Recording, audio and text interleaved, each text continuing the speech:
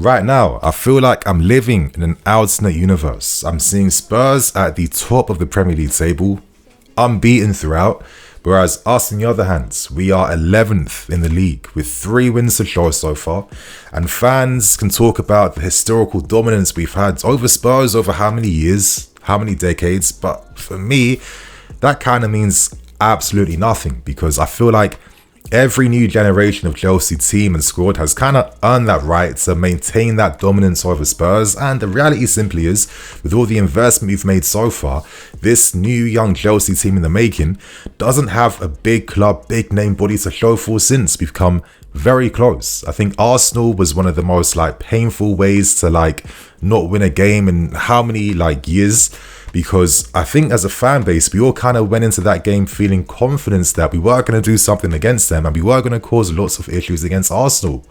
In the end, the same things that have affected us now for a very long time, our ability to self-implode the moment a bit of pressure is faced, the moment where things go against us just a little bit in a game.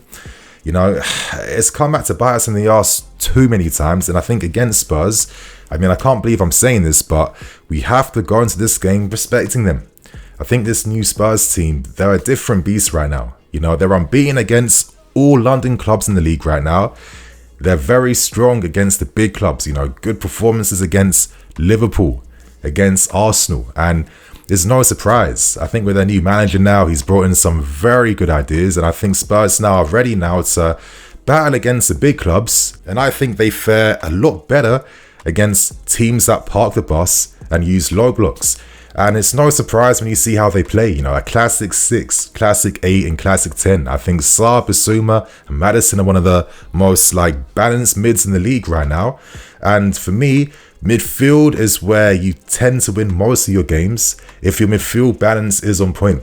But outside of that, Imporo and Udogie, 2 very fast fullbacks that bring and carry the width and pace. And in Son, they have a historical Premier League goal scorer who is really relishing having the captaincy armband since Harry Kane left. So I think right now, this is a Spurs team that has the strength, the pace, the tactical acumen, and the technical capacities as well too.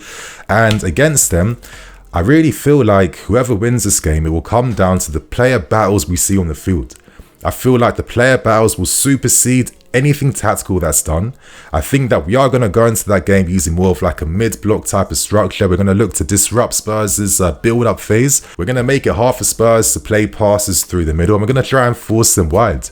But individually, we have the talents right there. I'm looking at our defense. I'm looking at our midfield, and I think they're going to be so key for us in getting something against Spurs when we play against them Monday night. As I'm saying, my friends, we need to earn that right to have that historical dominance against Spurs. We need to earn that right to have the bragging rights. And right now, I just don't think we can be that arrogant. We aren't maintaining that intensity over 90 minutes. I'm not saying it's easy to do, but what happens with us is that the moment something goes against us in game, we don't react properly. And I think that's been the most disappointing thing about this very young Chelsea team we're seeing right now. But let's hope that these guys understand what it means to play against Spurs, and hopefully we can get that psychological advantage by beating Spurs on Monday. That is so key, because I think for both teams right now, they have a very difficult run of games up ahead, and I think whoever gets the result in this game on Monday, that could have very positive results going into the future. So my friends, in today's preview, I'll be breaking down team news, press conference key points, predicted lineups and predictions too. Hit that like button only if you feel like we can get a result against Spurs. You guys know that in the big games, I'm quite superstitious. If you feel nervous, do not hit the like button. If you feel like we can get a result, hit that like button, my friends, without wasting any more time. We start with team news, and we have some positives at least. It seems like Armando Broja at the moment should be on the bench against Spurs, which gives us another option to turn to in case the game is going in any direction on Monday. More positive news, Mudryk of course returns back. We already kind of knew this before the Blackburn game, but he has been getting prepared for the game against Spurs.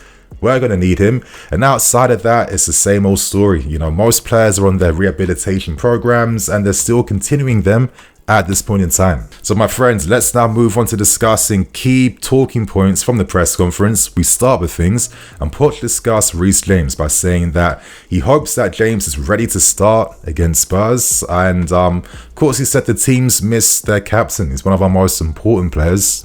We all know that.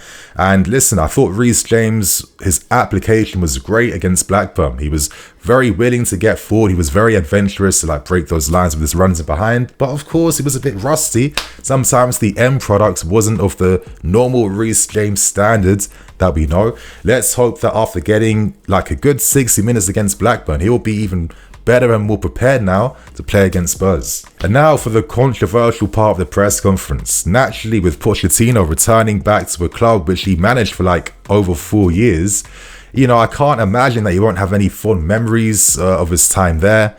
He's going to know the owners, some of the staff, the coaches, etc, etc. It's normal, right? And I do feel like some Chelsea fans were a bit disappointed by how, you know, respectful Pochettino was discussing his time at Spurs. Listen, for me, yeah, I think with matters like this, there is no universal correct answer. You know, people love to force it as if there's only one way you can like take what the manager says. That's nonsense in my opinion. It's down to you as an individual in terms of how you take on board what the manager said. For me, listen, I've seen Conte and I've seen Mourinho go there, and I didn't see Conte and Mourinho get disrespectful about us. It just is what it is. But anyway, Pochettino mentioned that there are only 2 clubs he would never manage. That's Arsenal and that is Barcelona, due to the historical rivalry of like Espanyol Barca and obviously Spurs and Arsenal. And I think that's kind of normal. I think that's kind of standards.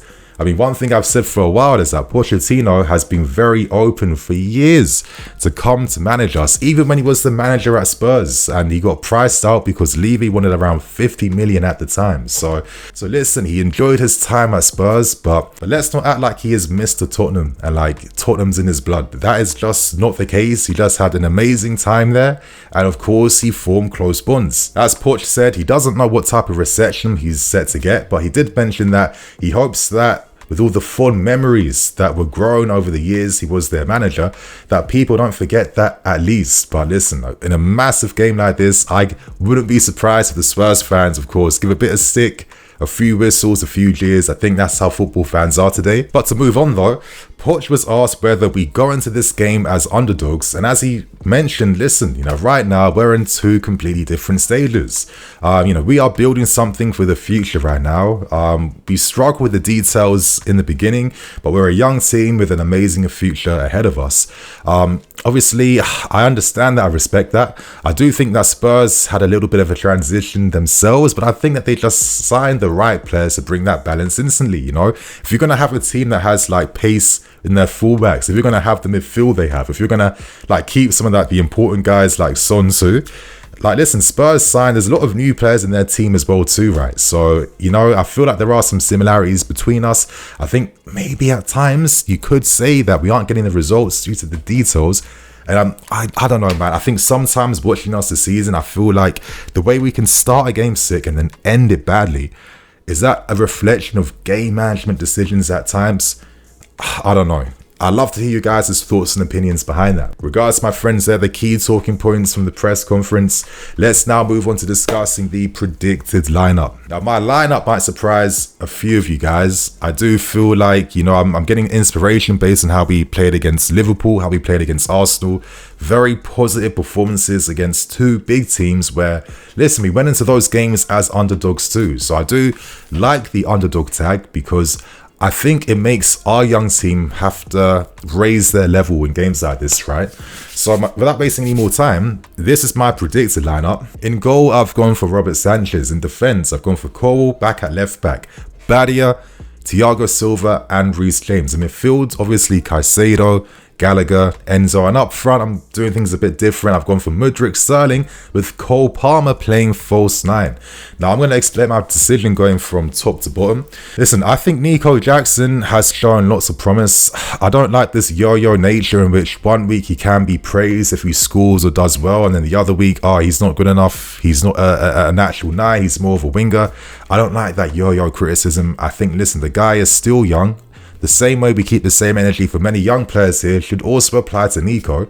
But at the same time, listen, we're a big club and we have objectives that we need to earn this season. And if Nico's form is down a little bit, naturally you're out the team and someone else comes in, and then you use that as an impetus to, like, you know, raise your game next time you play, to win your place back in the team. I think it's that simple. And I think Cole Palmer did really well against Arsenal.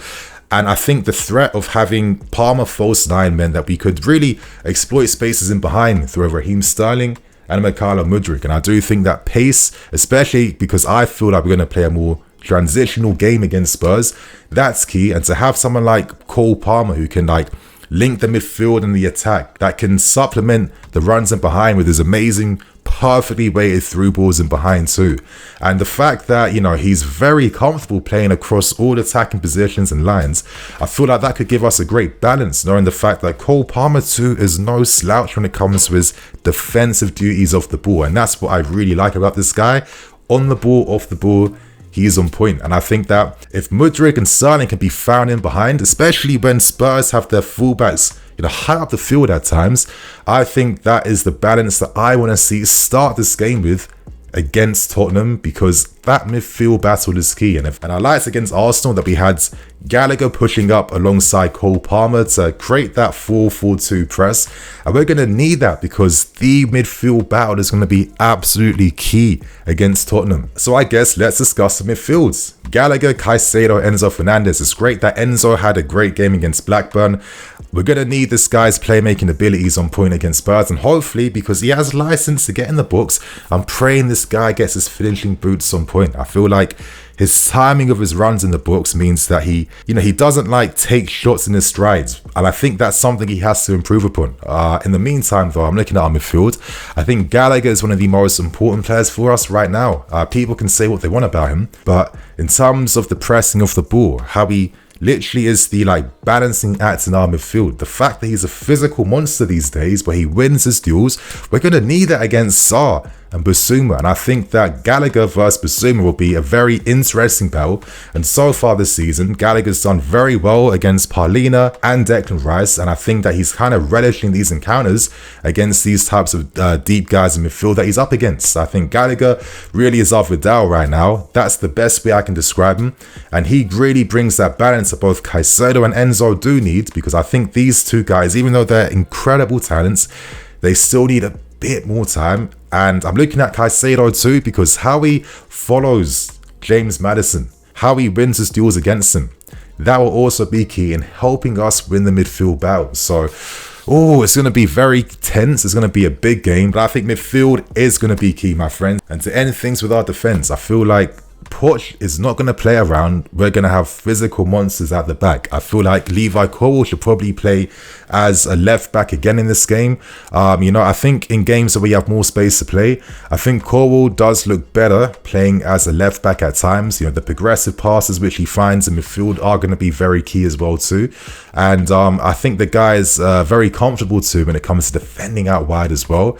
He is going to be key. I think that Badia played a good game against Blackburn for 60 minutes. I think he should be ready. Having like two exceptional ball progressors from the left side is going to be key. And of course, Silva and Reece James adding the physicality, the technical capacity, the quality. On paper, we have a defense that can play through any press. I think that's going to give something for Spurs to think about. And most importantly, I think we have great set piece threat. That is what I'm looking at right now. I think set pieces are so important for us. We have the height, the quality, lots of good delivery throughout the season. I think against Spurs, set piece has become an even bigger detail that we can take advantage of when it comes to attacking set pieces and defending against them as well too. So my friends, that is my predicted lineup. Share your thoughts and opinions. What do you want to see? And to end things with my match prediction, I feel like the hype part of me wants to be like, we're going to finally get a big body this season. We're going to win 2-0. We're going to shock the league. But I think I need to be realistic. Ideally, I'm going for a draw. I'm going for a 2-2 draw. I think that it'll be one of those games where we do a lot of promising, positive things, but I still feel like this team needs at least until 2024 to start ironing out some of the small mistakes in our game that keep creeping up. I don't think we're there right now. I think if we can have a positive result where, again, we can go in playing against a big team rising to the challenge, like, you know, not playing with any fear. That is like a small win for where we are in our development stage right now. And, you know, I just think that a draw on paper is the balanced result I see happening. So my friends, that is my preview out the way. Share your thoughts and opinions. And on that note, I'm Nini FC. This is Blue Lions TV. I'll catch you guys later with some more videos. Cool.